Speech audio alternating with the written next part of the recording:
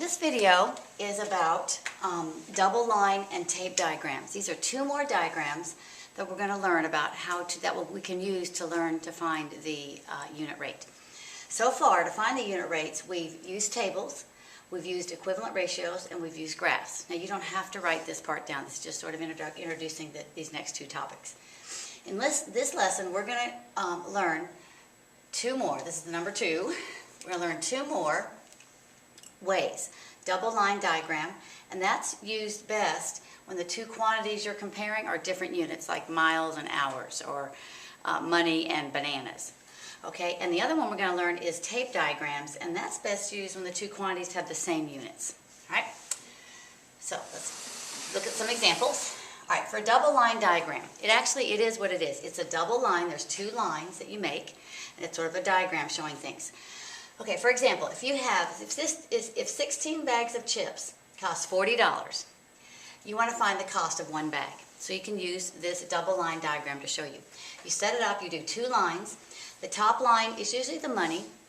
The bottom line, you don't have to, but it's a good idea to put on the bottom line the thing you want to find the one of.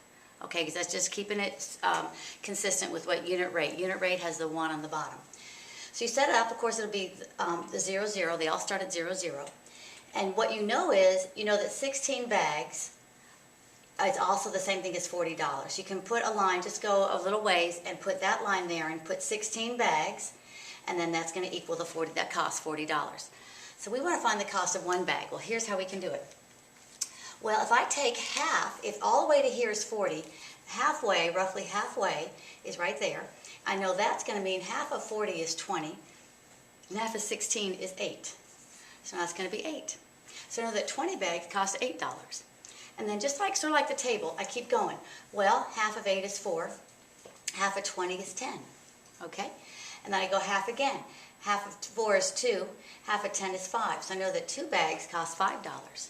So then I do 1. Half of 2 is 1, so here I put my 1.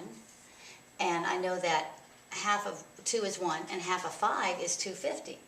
So I know right there the cost of one bag is $2.50. Okay? And then you're done. All right, now, some notes on this. It's a good idea to put the quantity you want to find one of on the bottom. And we just talked about that at the beginning. The one you want to find the one of, the one bag, then you put that on the bottom. If we wanted to find how many chips you can get for $1, well, that would be the money then would go on the bottom. Okay, and you can use this to find equivalent ratios. You can find how much it costs to be 20 bags. 20 bags we found out was $8. Or you can find out how many bags would cost $60. So let's think about that. If we went up more, how do we get 60? Well, if I know that 40 plus 20, okay, I can pretend this is, I might need to have to extend this a little bit, but supposing this will be about right here, I guess. Here's going to be my 60. Well, I know 20 plus 40 is 60. So that would mean that 8 plus the 16, which is 24, $24 would be $60. 60 bags you could get. I'm sorry, I got that wrong. 24 bags would cost $60. So that's not right. Yes. So for $60, you get 24 bags. Okay? You got to keep straight who's where, who's on top, who's on the bottom. All right, another example. You drive 28 miles in 40 minutes. Show the different distances and times with the same speed. Okay, that means supposing consistently every 40 minutes you go 28 miles, and that's consistent all the way through. So how far do you go per hour? So you want to show some same ratios, and you want to show how far you go per hour. All right, let's do the first part. Let's just get some other ratios, equivalent ratios. Okay, so for if it's 40 mile, I put the minutes on the bottom because I want to know how much per hour. I know per hour is 60 minutes, right? You might want to make a note of that to yourself. That's 60 minutes. So eventually I've got to get 60 minutes. So I put that on the bottom. Okay, so that's 40 minutes here for 28 miles. So let's see if I do half of that is 20, half of that is 14. So I know in 20 minutes I can go 14 miles. Okay, half of that's 10. In 10 minutes I go 7. All those are more the same ratios, equivalent ratios we call them. Okay, now if I go up, I want to go 60 minutes. Well, same thing as I did before. If between here and here is 20 minutes, if I kind of do the same distance, it's going to be here and here is going to be 60 minutes.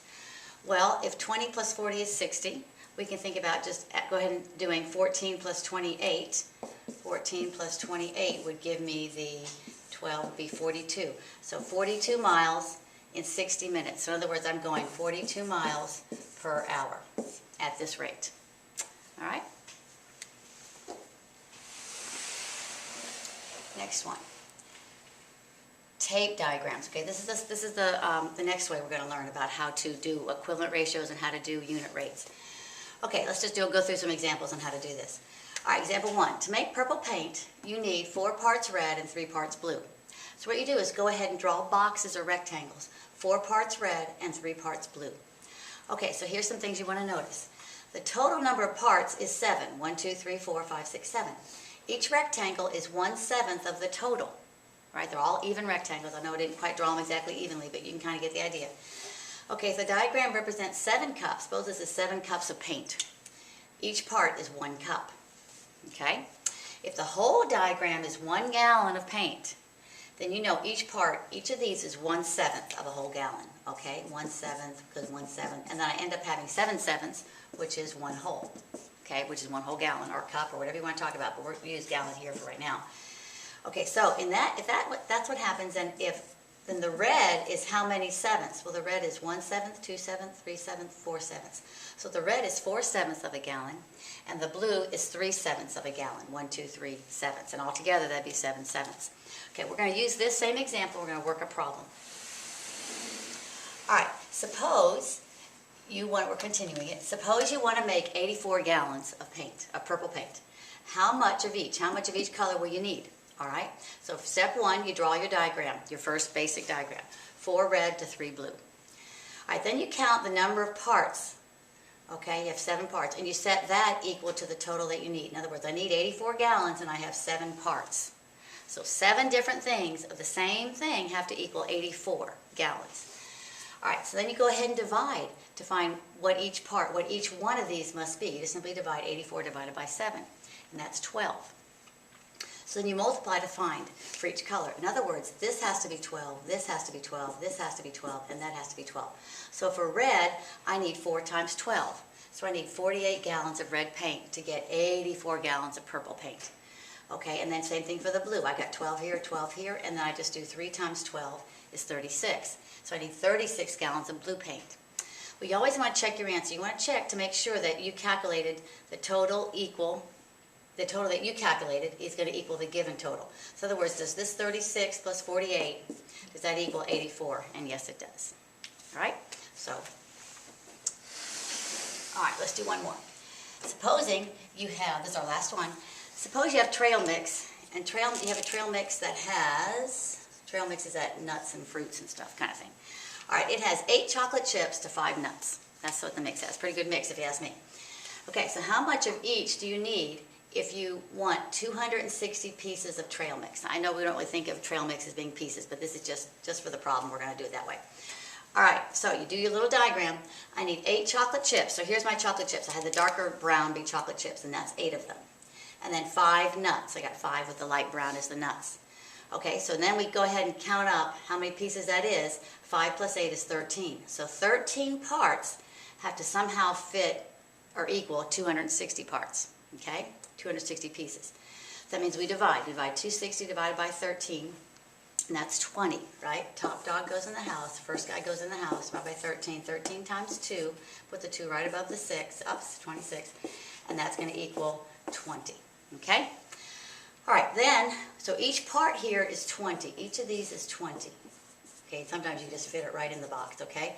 So I need 8 of those 20s. So 8 times 20 is 160 chocolate chips. Sounds good to me. And then you need 20 for each part of the nut part. So that's 20 times 5, and that's 100. Okay, so I think I'm right, but let's double check. Does 160 plus 100, does that equal 260 pieces? And yes, it does. Okay, so those are the 2 different ways. The tape diagram, the tape diagram is the first one. The double line diagram, and then we call this one the tape diagram. It should be called boxes maybe, but they did tape. I think originally, sometimes they have you do one big long tape of all the squares. But anyway, those are the 2 different ways that we're going to learn and use in class.